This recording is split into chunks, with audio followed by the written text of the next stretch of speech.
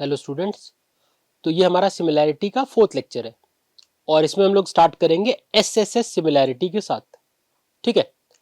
तो जैसा एसएएस में बताया था कि वहां पे क्या होता है कि या तो किस मतलब पेयरिंग में किस रेशियो में करस्पॉन्डिंग साइड्स इक्वल हैं ये दिया रहता है कि A B upon P Q equals to B C upon Q R equals ऐसे दिया होता है, या तो वैल्यू दी होती है। ठीक है। तो जैसे दो ऑप्शन है। पहला ऑप्शन अगर देखें, अच्छा एसएस नाम से समझ में आ रहा है एसएसएस कि यहां पे कोई एंगल का रोल नहीं है, यहां पे पूरा पूरा रोल साइड्स का है। और जैसा कि हम पहले पढ़ चुके हैं कि साइड्स सिमिलैरिटी में इक्वल नहीं होती। सिमिलैरिटी में जो साइड्स होती है वो प्रोपोर्शनल होती है, वो इक्वल नहीं होती। तो पहली बात तो कि पूरा पूरा रोल जो है वो साइड्स का है, पॉइंट नंबर 1। और जो साइड्स होती हैं वो इक्वल नहीं होती, इसमें साइड्स हमारी प्रोपोर्शनल होती है। ठीक है। तो जैसे फॉर एग्जांपल अगर हमें कुछ रेशियो इस तरह से लिखकर मिला, मान लेते हैं ऐसे लिखकर मिला, A B upon P R equals to B C upon Q R equals to A C upon P Q, ये मिल गया। ठीक। तो इसका मतलब यह है कि ये ट्रायंगल्स अपने आप क्या हो गए, सिमिलर। कैसे? क्योंकि यहां पे 3 साइड्स मिल गई ना, साइड का रेशियो सेम होता है, मतलब साइड्स आर प्रोपोर्शनल। तो यहां पर एक है रेशियो, किसका रेशियो है ये, 2 साइड्स का। तो एक यहां दिख रहा है, एक हमें यहां दिख रहा है और एक हमें यहां दिख रहा है। तो मतलब क्या हो गया, साइड साइड साइड। ठीक। ए बी साइड हो गई पहली साइड, पहले ट्रायंगल एबीसी की बात कर ले अगर, तो ट्रायंगल एबीसी की पहली साइड हो गई ए बी, नेक्स्ट साइड हो गई बी सी और थर्ड साइड हो गई ए सी। तो इसका मतलब ए बी बी सी और ए सी, ये हमारी 3 साइड्स हो गई। क्लियर? और उसी तरह से अगर second triangle P Q R है तो उसकी साइड्स हो गई P R Q R and P Q. होगा? ये बात समझ में आ रही है? ठीक। तो अभी जब इसको हमने ध्यान से देखा तो 3 साइड्स मिल गई हमें।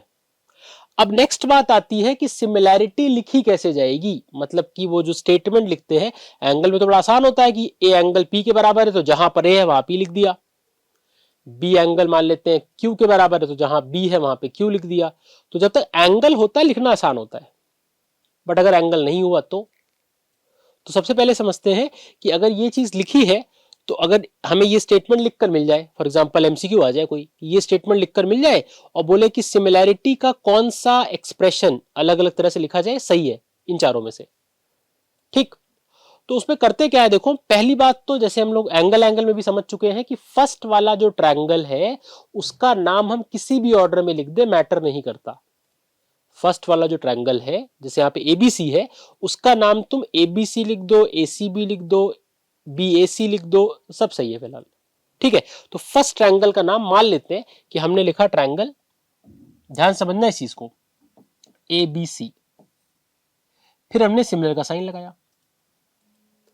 अब हमारी हेल्प करने के लिए यहां पे कोई एंगल नहीं है, इसका मतलब यहां पे ये नहीं मिलेगा कि इस एंगल के बराबर ये है तो हमारी हेल्प करने के लिए कोई एंगल है, एंगल बिल्कुल नहीं है। ठीक है। तो इसका मतलब है कि जो दूसरे साइड वाला ट्रायंगल है हमने लिखा ट्रायंगल और फिर यहां पे 3 स्पेसेस, फिर लिखा ट्रायंगल और 3 स्पेसेस। ठीक है। तो अब अगर हमने ट्रायंगल लिख दिया, अच्छा 2 क्यों लिखा है वो भी करेंगे, लिखेंगे तो समझ में आ जाएगा। तो जैसे यह एंगल तो है नहीं हेल्प करने के लिए, तो साइड को यूज करना पड़ेगा। तो जैसे हमने यहां पे एक रेशियो देखा A B upon P R. Clear? अब ये बताओ पी आर को आरपी भी लिख सकते हैं, जरूरी तो नहीं है पी आर ही लिखा जाए। साइड पी आर को उल्टा करके आरपी भी अगर लिखेंगे उसका मतलब भी वही हुआ। तो इसका मतलब है ये जो A B upon P R लिखा है, तो जहां पर ए बी है मतलब फर्स्ट 2 पोजीशन पे ए बी, वहां पर पी आर होना चाहिए यहां पे। ठीक। तो हमने लिखा पी और यहां लिखा आर। बट हमें यह पता है कि पीआर को आरपी भी लिख सकते हैं, तो हमने एक सेकंड ऑप्शन भी लेके साथ में चलेंगे कि हो सकता है कि ये पीआर ना हो, आरपी हो। क्लियर? अच्छा, दोनों में से भी एक गलत हो जाएगा। दो ऑप्शन में स्टार्टिंग में लेके चल रहे हैं, अभी जब हम आगे प्रोसीड करेंगे तो हम देखेंगे दोनों में से एक ही सही है, दूसरा वाला गलत हो गया। ठीक है, तो यहां पर हमने पीआर लिखा और यहां पे हमने आरपी लिखा। क्यों? बिकॉज ए बी के साथ अपॉन में नीचे क्या है, पीआर है, और पीआर को आरपी भी लिखा जा सकता है, तो इसलिए हमने लिखा ए बी के जगह पीआर और नीचे क्या लिखा, आरपी। क्लियर? अब इसके बाद नेक्स्ट आता है बीसी। अच्छा, बीसी के साथ अपॉन में क्या है, क्यूआर। तो इसका मतलब हमें ये इंश्योर करना है कि जहां पर बीसी है मतलब सेकंड और थर्ड पोजीशन पे, वहां क्यूआर होना चाहिए।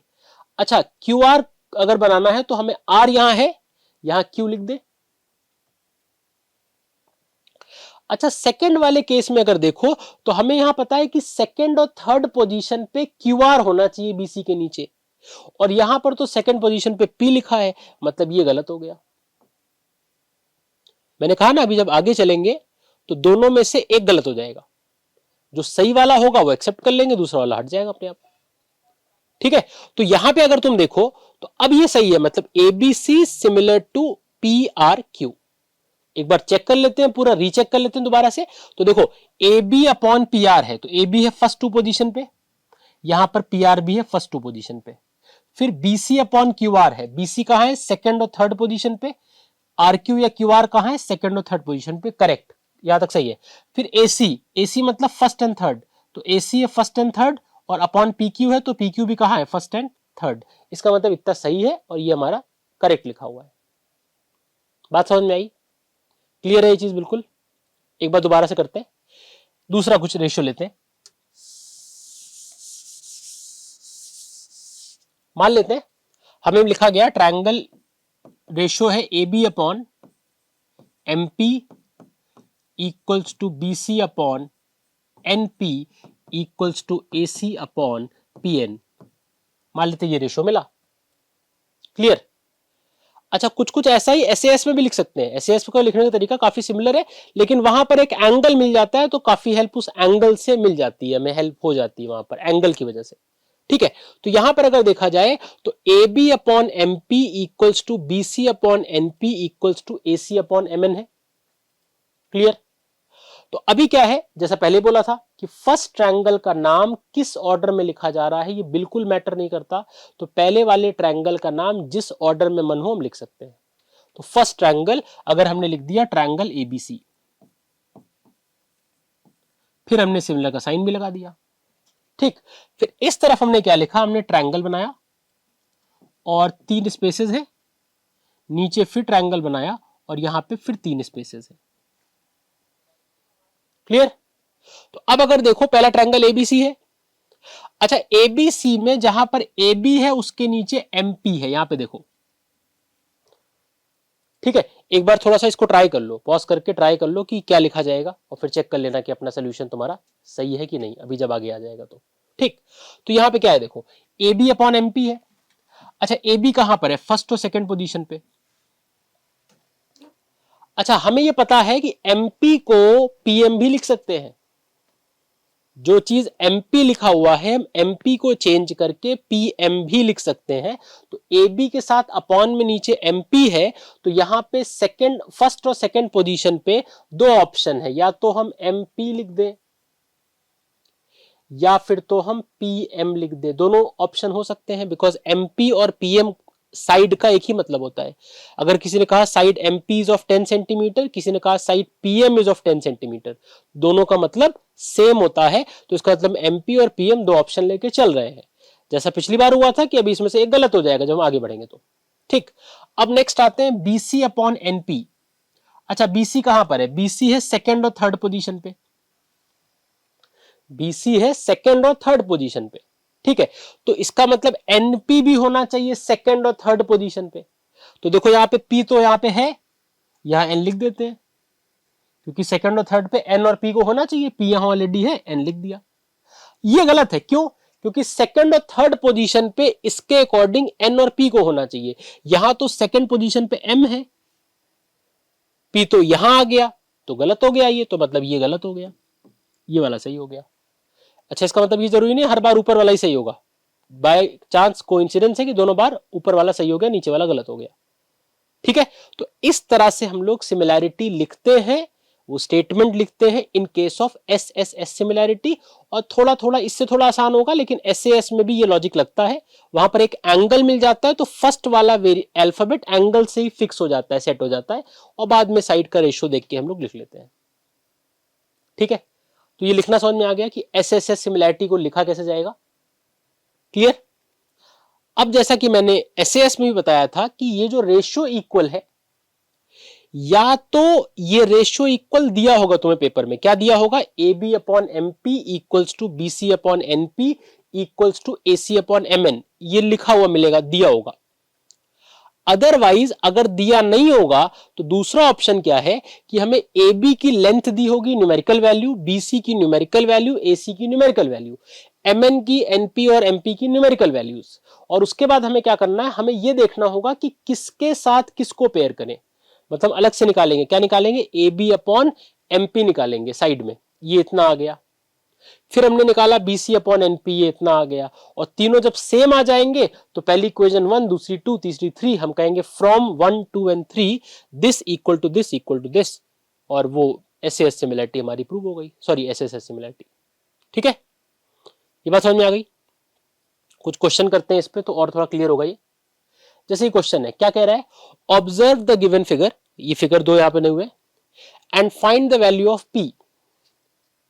अब यहां पर एक चीज पे ऑब्जर्व करो, तो यूनिट तो फिलहाल नहीं लिखी है, लेकिन ये जो फिगर्स बने हैं वो फिगर में सारे साइड के डायमेंशन हमें पता है, मतलब लेंथ साइड की ऑलरेडी दे रखी है। क्या दे रखा है कि ये वाला जो ट्रायंगल है इसमें ये 3.8 है, ये 6 है, ये 3√3 है, ये 6√3 है, 7.6 है और 12 है। अब हमें थोड़ा सा इसको एक बार देख के ये आइडिया लगाना पड़ेगा कि साइड में हो क्या रहा है, मतलब साइड हाफ हो रही है, ट्रिपल हो रही है, डबल हो रही है, क्या हो रहा है। तो देखो बेसिकली इससे यहां की वैल्यू डबल हो रही है। अच्छा, ये डायग्राम ये स्केल पे नहीं बनता, इसका मतलब ये मत सोचना कि एक छोटा एक मतलब दोनों बराबर कैसे लग रहे हैं। वो डायग्राम ऐसा बनाते हैं वो लोग कि एक डायग्राम दोनों देख के बराबर ही साइज का बनाते हैं, एक्चुअली ये काफी बड़ा ट्रायंगल है इसके कंपैरिजन में। ठीक है, तो मतलब ये कह सकते हैं कि figure is not drawn to scale. ठीक, अब जो है अगर तुम यहां पे ध्यान से देखो तो तुम्हें यह देखना पड़ेगा किसकी पेयरिंग किसके साथ करें। तो पहले तो यह पता करना पड़ेगा कि साइड्स में हो क्या रहा है, क्या साइड्स की जो लेंथ है वो 5 टाइम्स हो रही है, क्या वो 2 टाइम्स हो रही है, क्या वो 3 टाइम्स हो रही है, तो बेसिकली हो क्या रहा है। तो यहां पे अगर देखा जाए तो ये 3.8 है।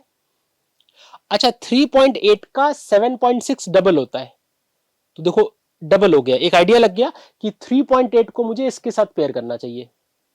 उसके बाद ये 6 है, अच्छा 6 का 12 क्या होता है, डबल होता है, तो एक आइडिया ये लग गया कि यहां पे साइड डबल हो रही है।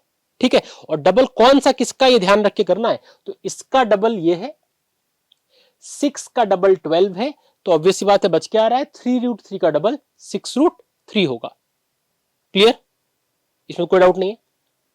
ओके, अब जो हम लोग क्या करेंगे, यहां पे देखो ए बी है, अच्छा ए बी के साथ हमें पेयर आर क्यू को करना है या क्यू आर को करना है, तो हम क्या लिखेंगे, हम लोग लिखेंगे A B upon Q R. Right, A B की वैल्यू कितनी है 3.8, क्यू आर की वैल्यू कितनी है 7.6।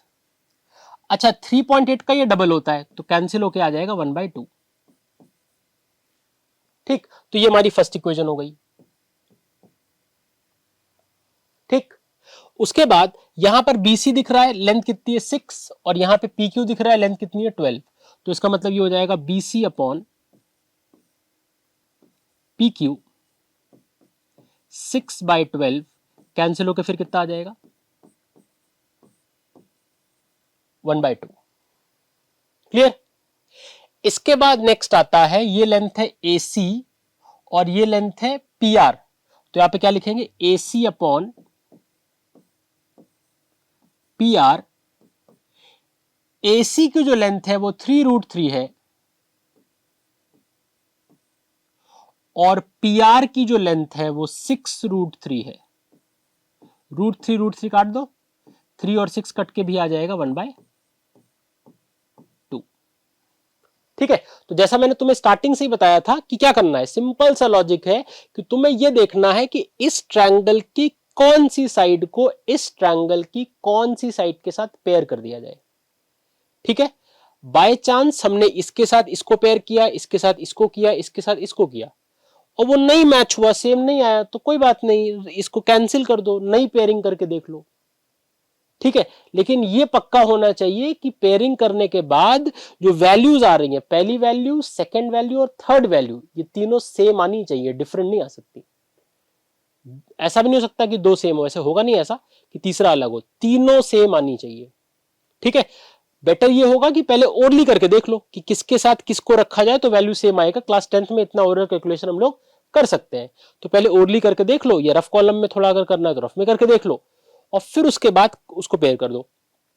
ठीक, अब हम लोग क्या कर सकते हैं, from first, second and third, from these three equation, मतलब फ्रॉम 1, 2 एंड 3, फ्रॉम 1, 2 एंड 3 क्या चीज आ जाएगी, ये और ये तीनों इक्वल हो गए, बराबर हो गए, मतलब A B upon Q R is equal to B C upon P Q is equal to A C upon P are.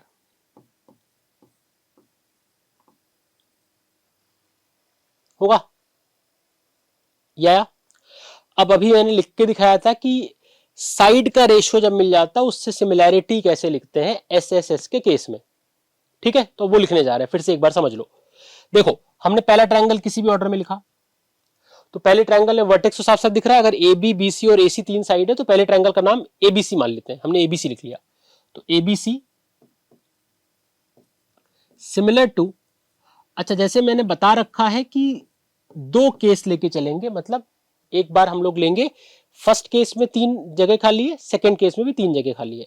ठीक है, अब हमें ये पता है ए बी के साथ अपॉन में क्या है, क्यू आर है, तो ए बी कहां पर है, फर्स्ट और सेकंड पोजीशन पे। अच्छा क्यू आर कहां है, क्यू आर हमारा है यहां पर आएगा। हमें यह पता है कि क्यू आर को आर क्यू भी लिखा जा सकता है, क्यू आर और आर क्यू दोनों का मतलब सेम है, तो यहां पर ए बी के साथ अपॉन में अगर क्यू आर है तो हम दो ऑप्शन लेके चलेंगे, पहले में लिखेंगे क्यू आर और सेकंड ऑप्शन में लिखेंगे आर क्यू।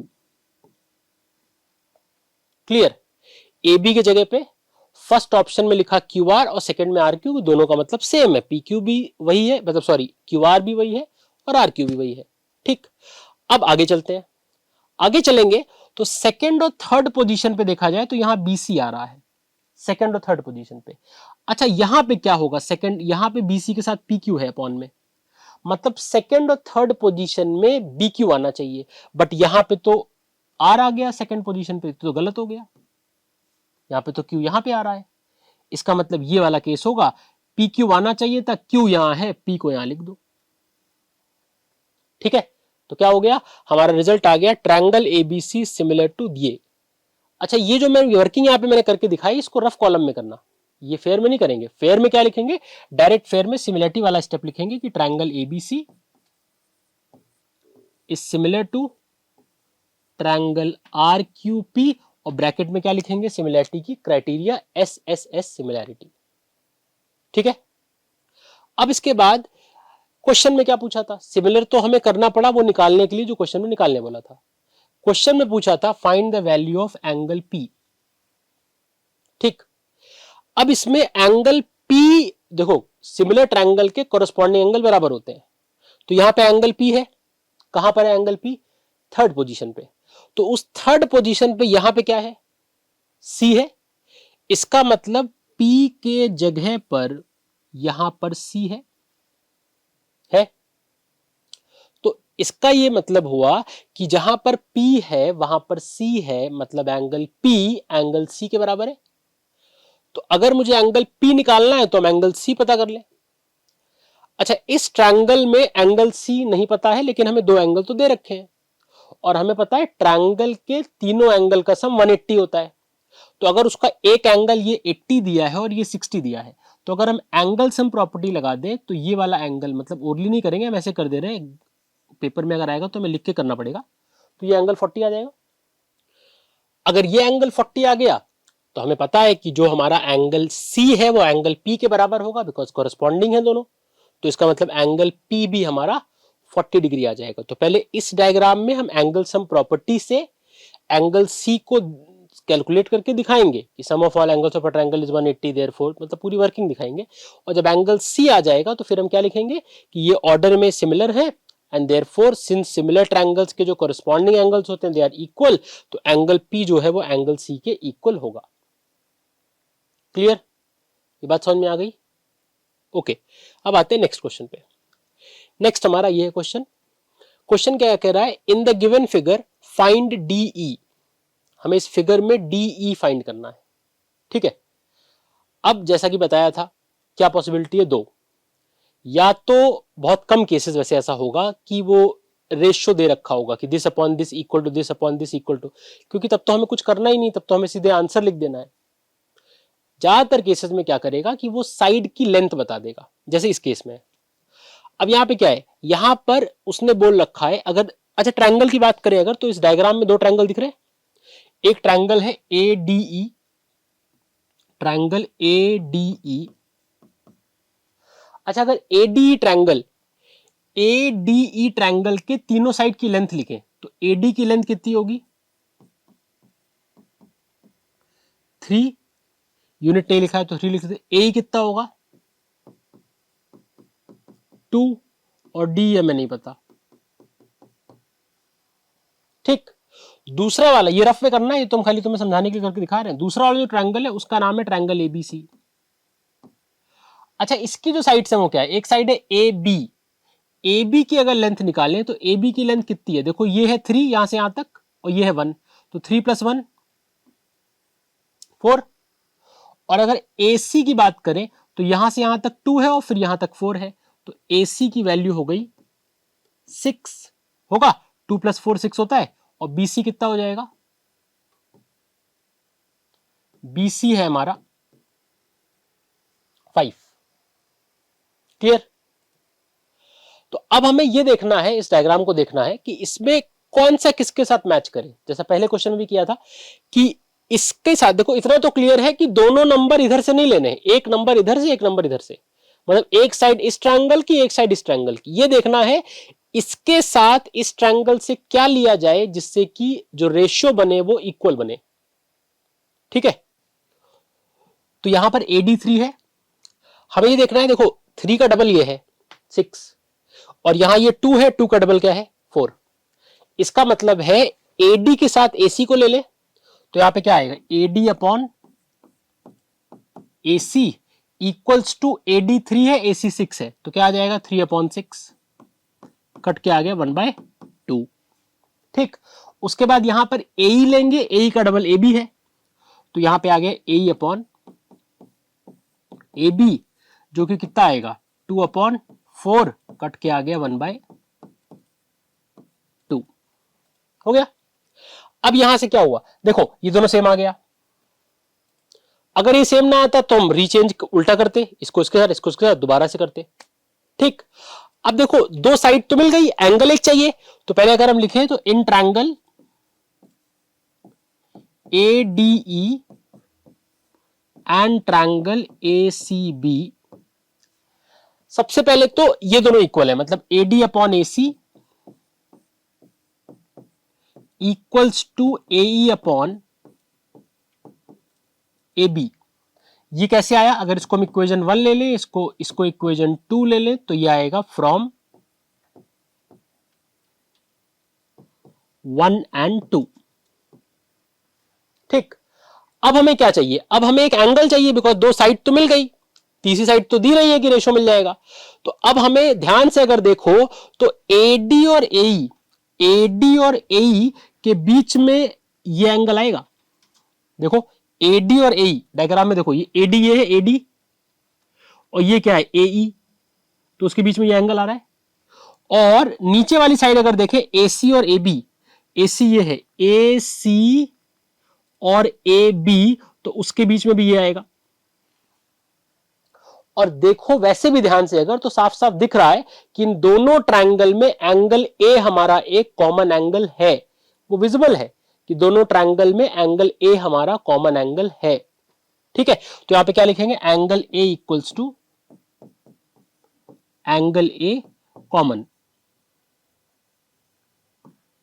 ठीक, अब क्या करना है, सिमिलरिटी लिखनी है, तो ट्रायंगल एडीई मतलब स्टेटमेंट सिमिलरिटी वाला इज सिमिलर टू, देखो तीन जगह है। अब एडीई में सबसे पहली चीज एक एंगल हमें बहुत हेल्प करता है, एंगल हमारा A equal to angle A है। Angle A equal to angle A होने का मतलब कि जहां पर एंगल ए है वहीं पर यहां एंगल ए आएगा, तो यहां हमने लिखा ए। ठीक है, जहां पर एंगल ए है वहीं पर एंगल ए आएगा, तो हमने एंगल ए लिख दिया। इसके बाद अगर रेशियो देखो तो एडी के साथ अपॉन एसी है। अच्छा, एडी कहां है, फर्स्ट और सेकंड पोजीशन पे, तो यहां पर एसी भी कहां होना चाहिए, फर्स्ट और सेकंड पोजीशन पे, तो एडी के जगह पर एसी है, तो यहां पे सी आ गया। क्या बचा इस ट्रायंगल में, पूरे दूसरे वाले ट्रायंगल में बी बच रहा है वर्टेक्स, तो यहां पे बी लिख दिया by S A S similarity.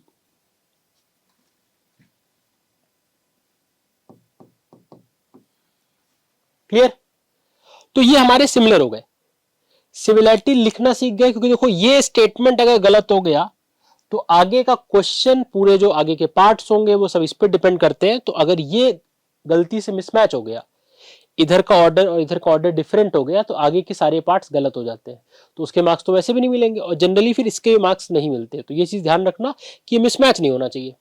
ठीक, अब जो सिमिलर हुआ है वो है AD similar to ACB, ADE